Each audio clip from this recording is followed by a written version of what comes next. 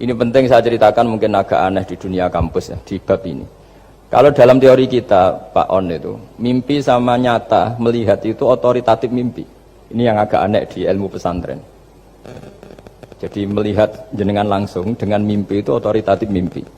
Karena mimpi, ru'yal mukmin dijamin oleh Rasulullah sama dengan 46 juz'un minan nubuwah. Jadi persennya itu besar sekali, 46% dari juz'un minan nubuwah, otoritatifnya. Nah tentu tidur yang benar. Logikanya gini, kata-kata kitab-kitab menjelaskan. Orang kalau melihat langsung itu pasti terpengaruhi oleh cinta atau tidak cinta, senang atau tidak senang, sedang butuh apa enggak. Jadi kalau saya sedang butuh dengan Pak Rektor itu melihatnya dengan penuh harapan. Jadi kalau saya sakit mau mati itu senang lihat dokter karena ini harapan, Rektor nggak ngefek gitu kan gitu. Tapi kalau saya politikus ngelihat ketua partai itu lebih respect ketimbang melihat dokter. Jadi gara-gara banyak kepentingan ini melihat itu nggak pernah jujur gitu. Nggak pernah jujur. Jadi kebodohan manusia justru karena melihat itu kalau dalam teori kitab. Makanya kalau dalam teori pesantren itu kebalik, anna sunyamun wa idza matu intabahu. Manusia itu hakikatnya tidur, baru setelah mati bangun.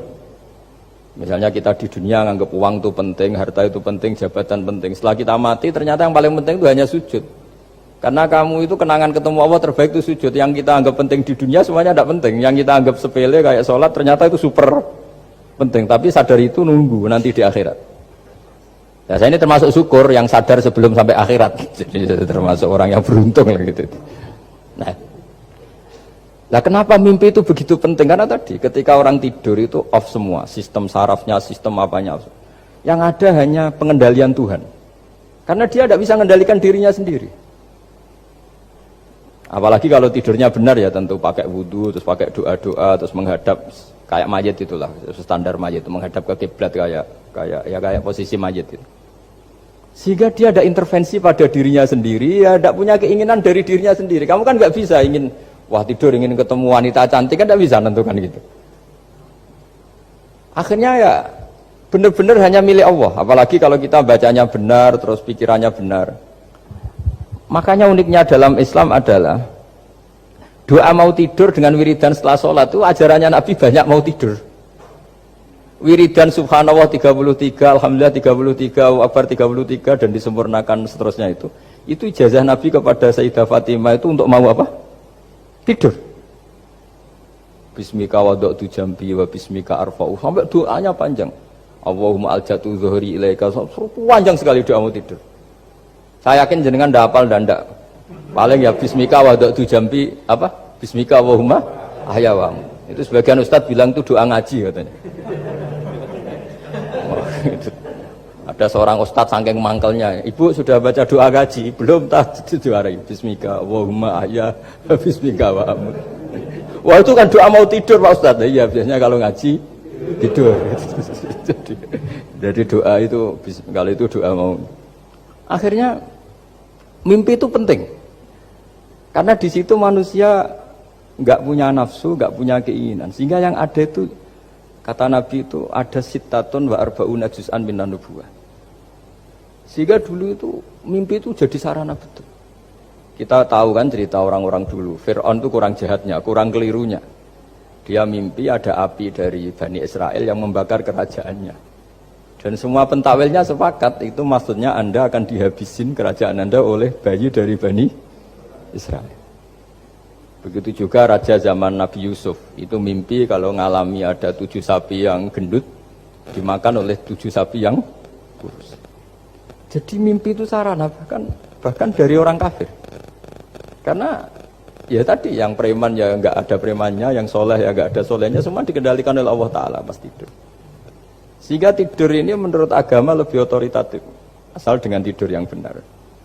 Jangan tidur sambil ngerokok terus terbangun karena ininya kena itu. Nah, cerita-cerita unik begini kalau tidak orang pesantren itu tidak tahu. Karena ini memang khas-khas pembalikan satu fakta yang diyakini orang banyak. Sehingga ulama dulu itu cerita, ini saya teruskan. Imam Amudi itu akhirnya murid-muridnya mimpi.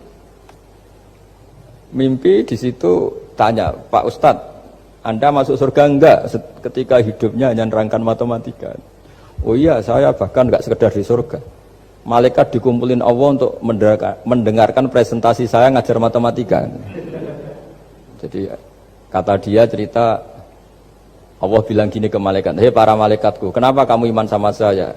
Ya karena saya melihat engkau ya Allah, melihat kekuasaan engkau. Tapi imannya orang ini itu melebihi iman kamu. Wah ya tidak bisa, saya melihat engkau langsung, ini tidak melihat engkau langsung. Kenapa begitu yakin seperti yakin kita? Oh iya. Terus Imam Amudi, silahkan ajari matematika. Imam Amudi mulai ngajari matematika. Terus beliau ngajari ya sederhana.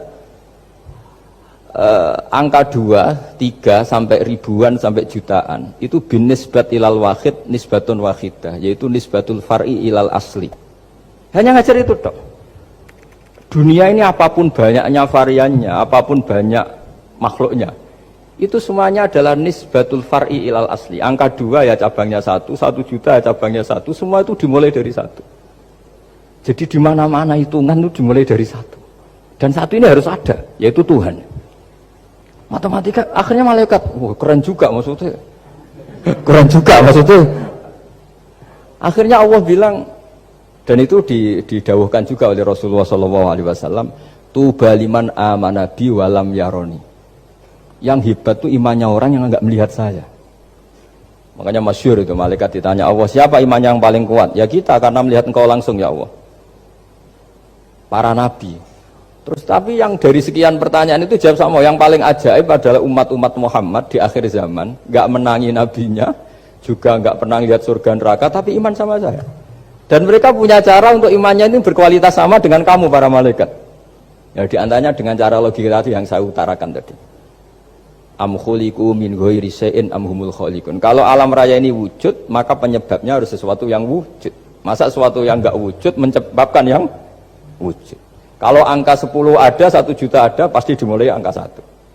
Makanya nisbatus naini wal arba'ah ila ma la nihayatalaha, itu semuanya nisbatul far'i ilal asli. Semua angka berapapun jumlahnya itu binisbat ilal wahid adalah nisbatul far'i ilal asli.